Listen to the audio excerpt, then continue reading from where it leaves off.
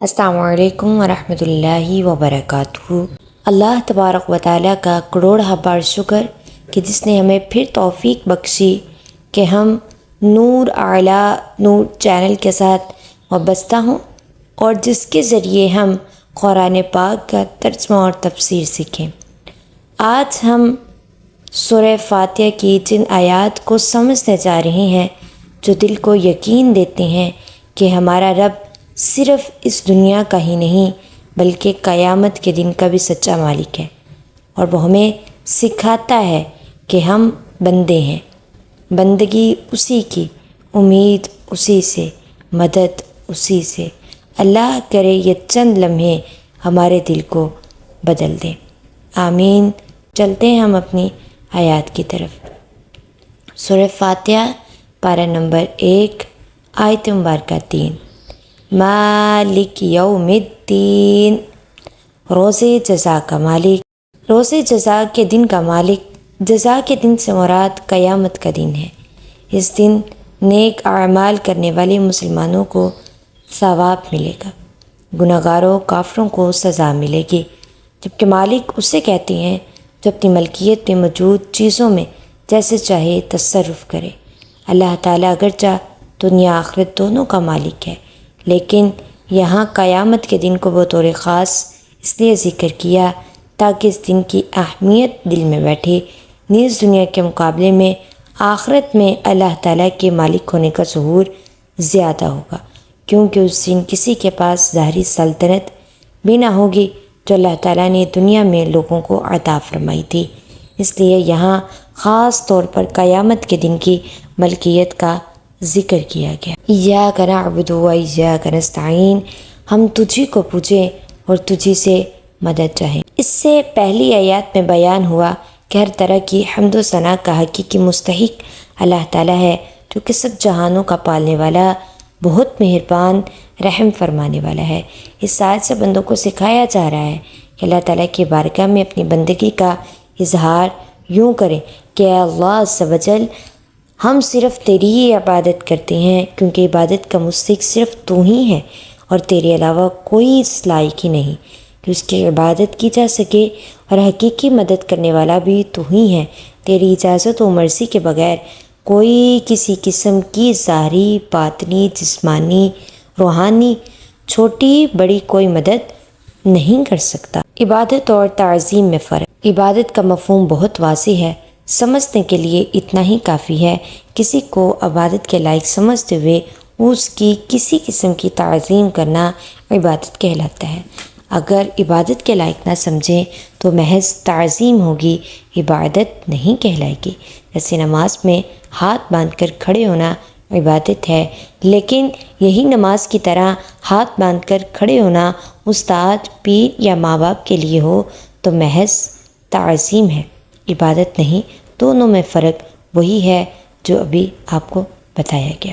ایاک نعبد سے معلوم ہونے والی اہم باتیں آیت میں جمع کے سیکھے ہیں، جیسے ہم تیری عبادت کرتے ہیں۔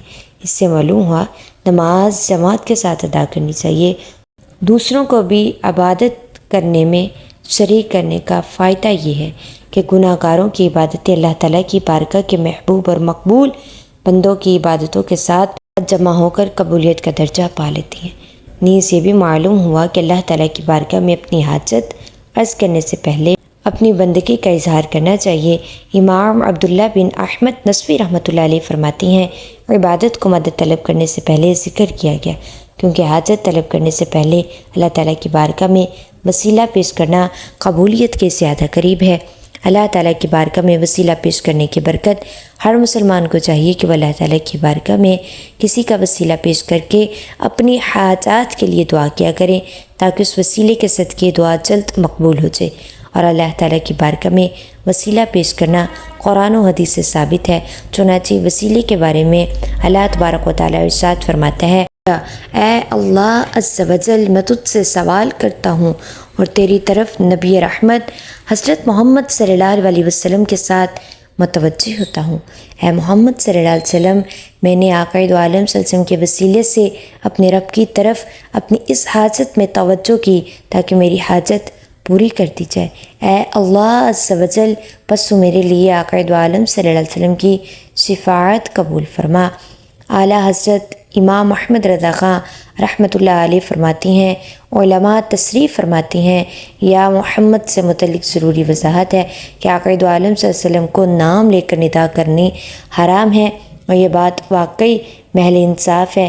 جس سے اس کا مالک و مولا تبارک و تعالیٰ نام لے کر نہ پکارے تو غلام کی کیا مجال کہ وہ راہ ادب سے تجاوز کرے۔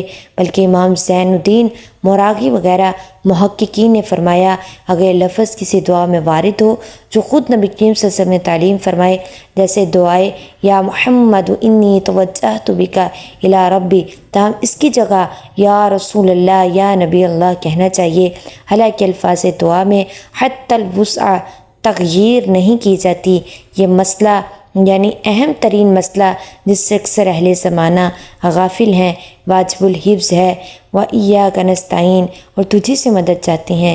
اس آیت میں بیان کیا گیا کہ مدد طلب کرنا خواہ واسطے کے ساتھ ہو یا واسطے کے بغیر ہو، ہر طرح سے اللہ تعالیٰ کے ساتھ خاص ہے، اور اللہ تعالیٰ کی ذات ہی ایسی ہے جسے حقیقی طور پر مدد طلب کی جائے۔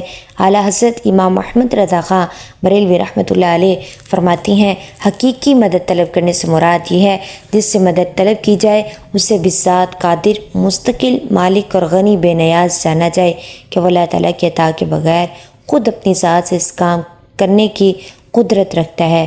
اللہ تعالیٰ کے علاوہ کسی اور کے بارے میں عقیدہ رکھنا ہر مسلمان کے نزدیک شرک ہے۔ کوئی مسلمان اللہ تعالیٰ کے علاوہ کسی اور کے بارے میں ایسا عقیدہ نہیں رکھتا۔ اللہ تعالیٰ کے مقبول بندوں کے بارے میں مسلمان یہ عقیدہ رکھتا ہے کہ وہ اللہ تعالیٰ کی بارگاہ تک پہنچنے کے لیے واسطہ اور حاجات پوری ہونے کا وسیلہ اور ذریعہ ہے۔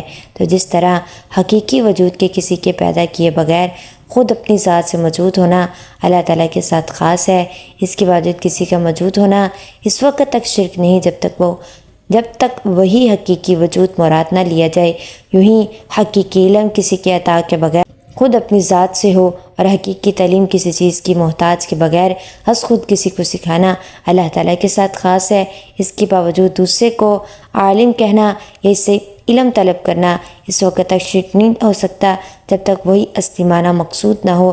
تو اسی طرح کسی سے مدد طلب کرنے کا معاملہ ہے، اس کا حقیقی معنی اللہ تعالیٰ کے ساتھ خاص ہے، وسیلہ و واسطہ کے معنی میں اللہ تعالیٰ کے علاوہ کے لیے ثابت ہے، حق ہے، بلکہ معنی تو غیر خدا کے لیے ہی خاص ہے، کیونکہ اللہ تعالیٰ وسیلہ اور واسطہ بننے سے پاک ہے۔ اس سے اوپر کون ہے کہ اس کی طرف وسیلہ ہوگا؟ اس کے سوا حقیقی حاجت روا کون ہے؟ یہ بیچ میں واسطہ بنے گا۔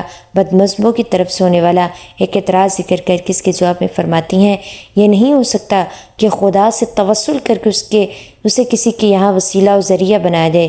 اس وسیلہ بننے کو ہم اولیاء کرام سے مانگتے ہیں کہ وہ دربار الہی میں ہمارا وسیلہ ذریعہ قضائے حاجت کا واسطہ ہو جائے۔ اس بیوقوفی کے سوال کا جواب اللہ تعالیٰ نے اس آیت کریمہ میں دیا۔ سورۃ نساء آیت مبارکہ 64، جب وہ اپنی جانوں پر ظلم یعنی گناہ کر کے تیرے پاس حاضر ہوں اور اللہ سے معافی چاہیں اور معافی مانگے ان کے لیے رسول، تو بے شک اللہ کو توبہ قبول کرنے والا مہربان پائیں گے۔ کیا اللہ تبارک و تعالیٰ اپنے آپ نہیں بخش سکتا تھا؟